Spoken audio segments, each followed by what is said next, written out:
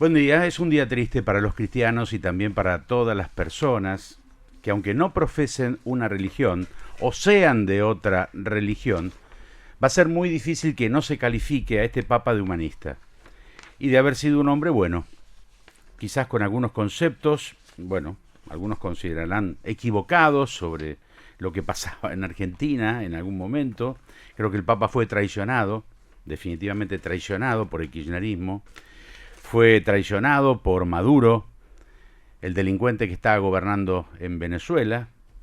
Fue traicionado también a la hora de pedir por la paz en el conflicto de Medio Oriente. Yo recuerdo esa convocatoria a Abbas y a Shimon Peres para rezar por la paz en Roma, precisamente, y el delincuente y asesino que está gobernando en este momento Israel, el señor Netanyahu, responde con un bombardeo masivo al día siguiente diciéndole: acá el que manda en Israel soy yo y no Shimon Peres.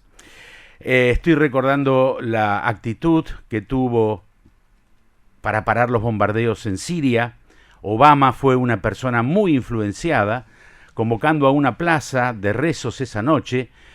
Torció la decisión del gobierno de los Estados Unidos precisamente de producir un bombardeo que iba a ocasionar la muerte de miles de inocentes. Un papa influyente en las consideraciones, trabajador hasta último momento, recibiendo al vicepresidente de Donald Trump, con quien, bueno, ya había manifestado que su política anti-inmigratoria estaba causando estragos en el alma y en el corazón de numerosas familias.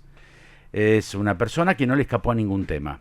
Tuvo una enorme contemplación con aquellos que pensaron distinta. Fue un papa ecumenista, un papa que acercó a todas las religiones, un papa que creyó que en la oración conjunta y con lo que cree cada religión se podían obtener logros,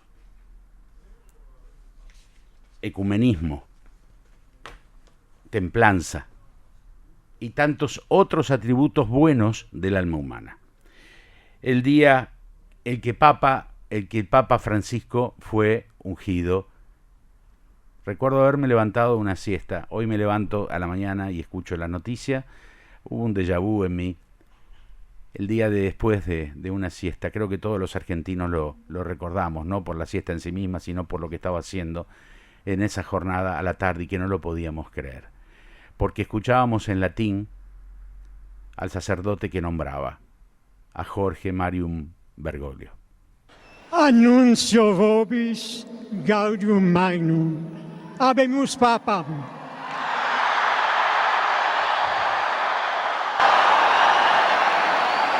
Mani ecclesiae cardinalem Bergoglio.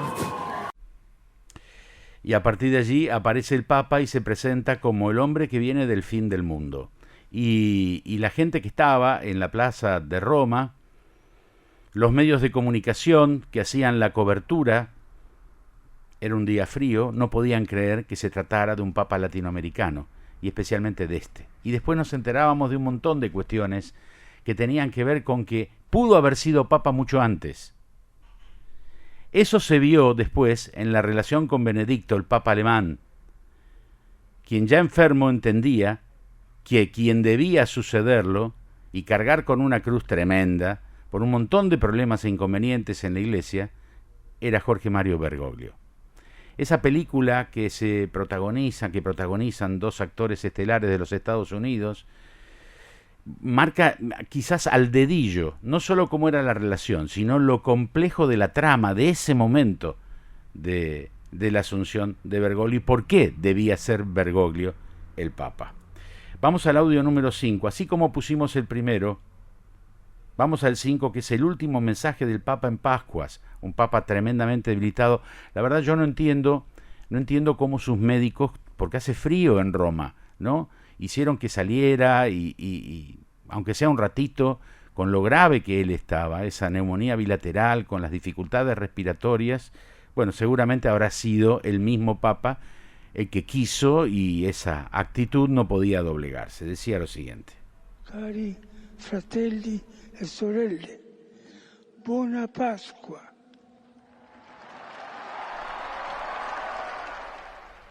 El audio 10 de la Asunción del Papa del fin del mundo.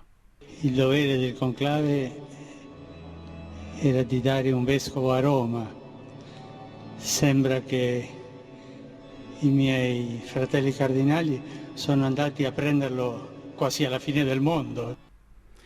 La iglesia pobre para los pobres, audio número 11. Ah, come vorrei una chiesa povera e per i poveri. ¿Qué implicaba eso? Son cortitos los audios. ¿Qué implicaba eso? Que la iglesia debía mendigar desde ya.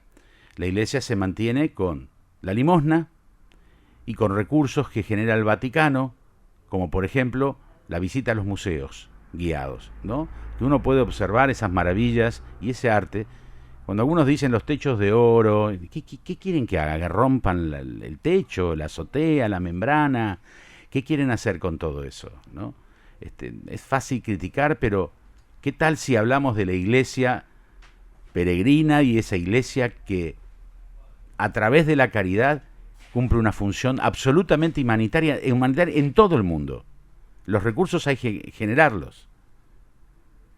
Cuando hablaba de una iglesia pobre se refería al pobre que debía ser de alma y de cuerpo el propio sacerdote, contra la ostentación. Eso se vio plasmado cuando decidió ir a Santa Marta y no estar, por ejemplo, en los palacios vaticanos. Le aclaro que la palabra palacio se denomina a todo edificio que supera una superficie y que tiene longevidad. Es decir, edificios que tienen más de 200, 300 años. Un petit palacio en Francia, en Alemania, en todos lados, ¿no? Uno está imaginando un palacio, no sé, con mosaicos de oro y no es así. Tuve la chance y la oportunidad de visitar y ver, no el sitio donde va el turista, los demás sitios. Y la verdad parece un convento en algunos lugares.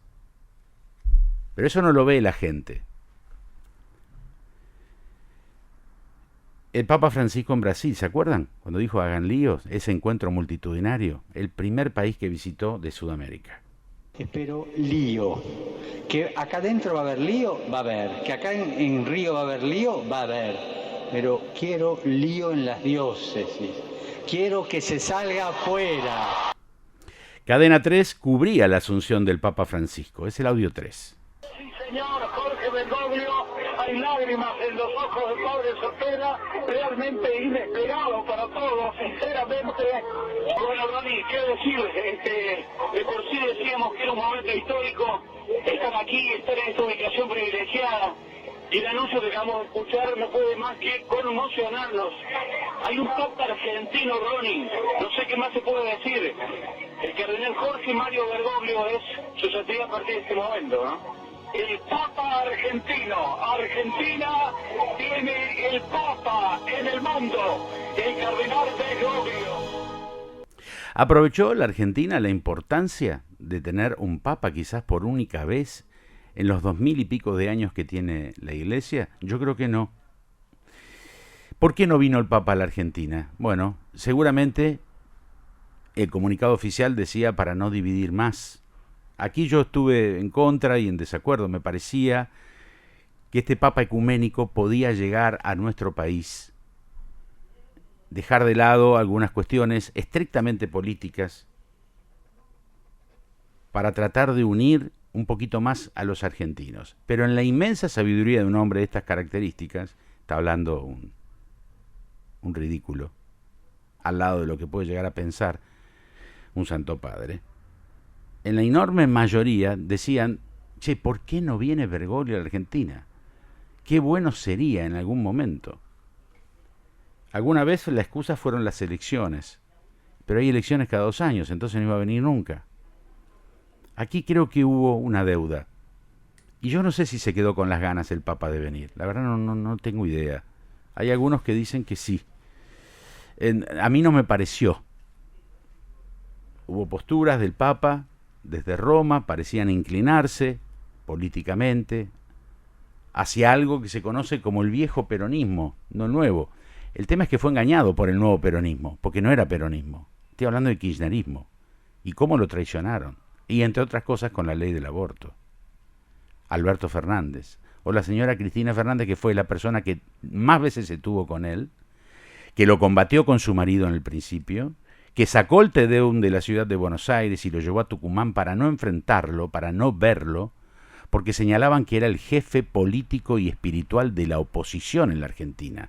Porque hay que decir que Bergoglio estaba en contra de la corrupción kirchnerista.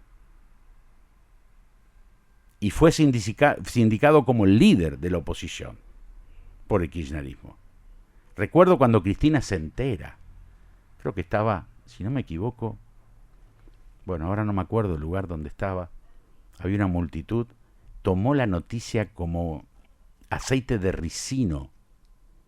Después se dieron cuenta que hicieron macana y parecía que fueron a pedir disculpas al Vaticano permanentemente y se refugiaban en esos viajes, y el Papa en ese sentido fue blando con gente que iba, cantaba, la cámpora.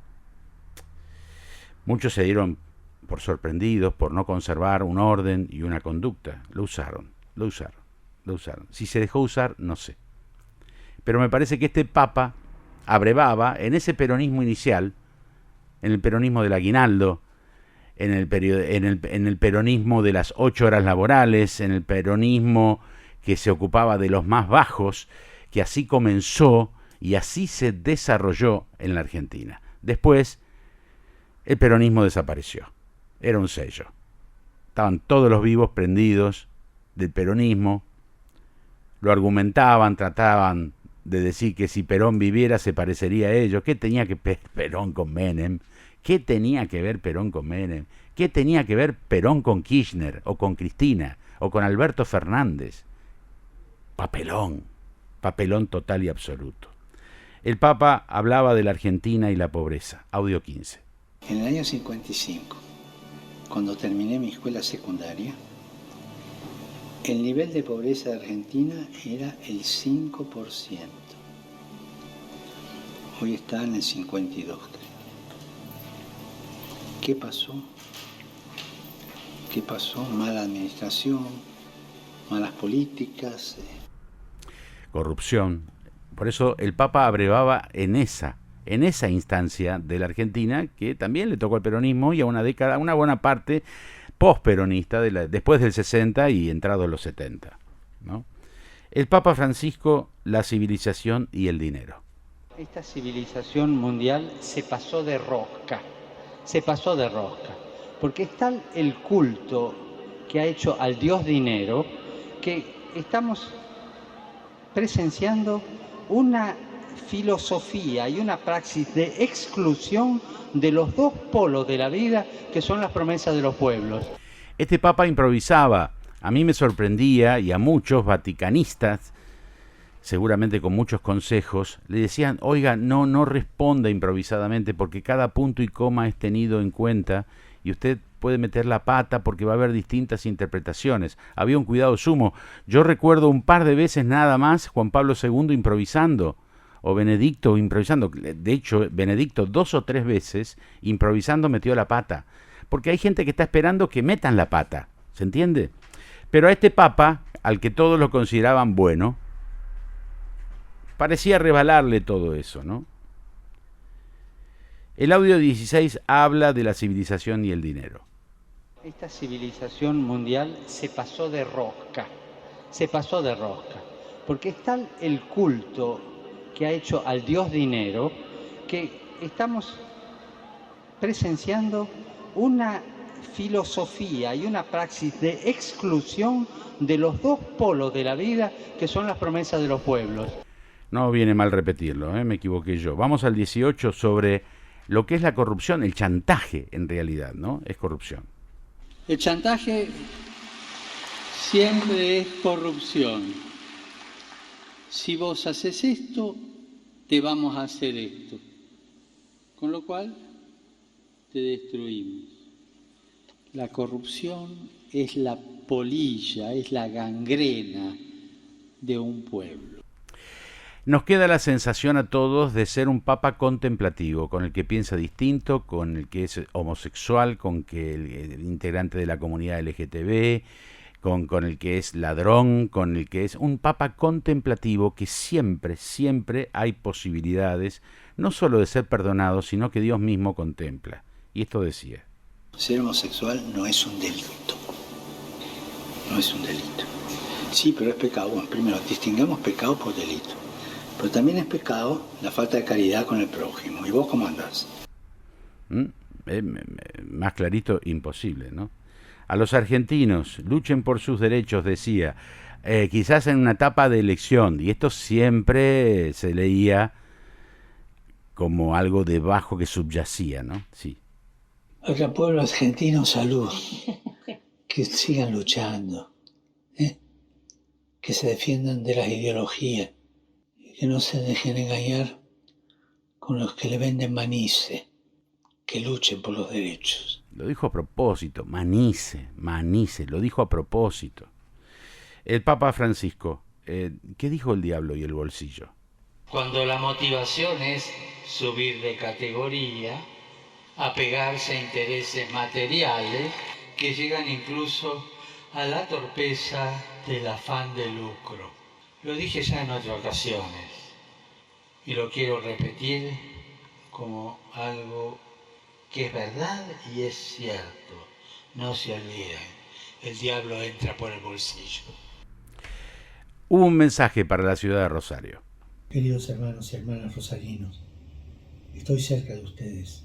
La Virgen del Rosario intercede día y noche por todos sus hijos, sobre todo con diligencia especial por quienes tienen mayores fragilidades. Que Dios los bendiga. Un abrazo. La importancia de la familia. Que vale la pena la vida en familia.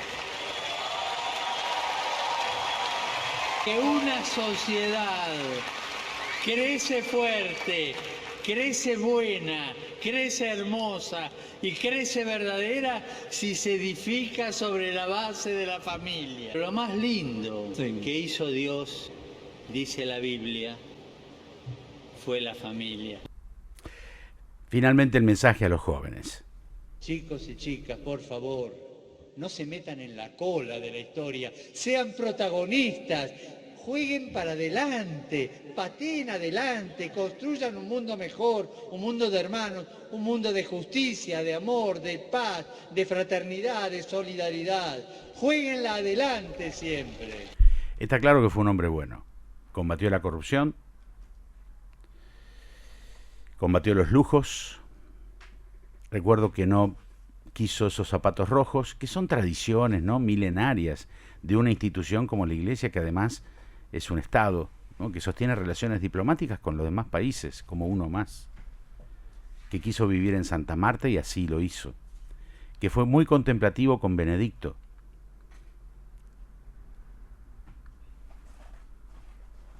El Papa que se llamó Francisco, el Papa que fue argentino, el Papa que nos colocó en un punto del mundo durante todo este tiempo. Para muchos, el argentino más importante de la historia.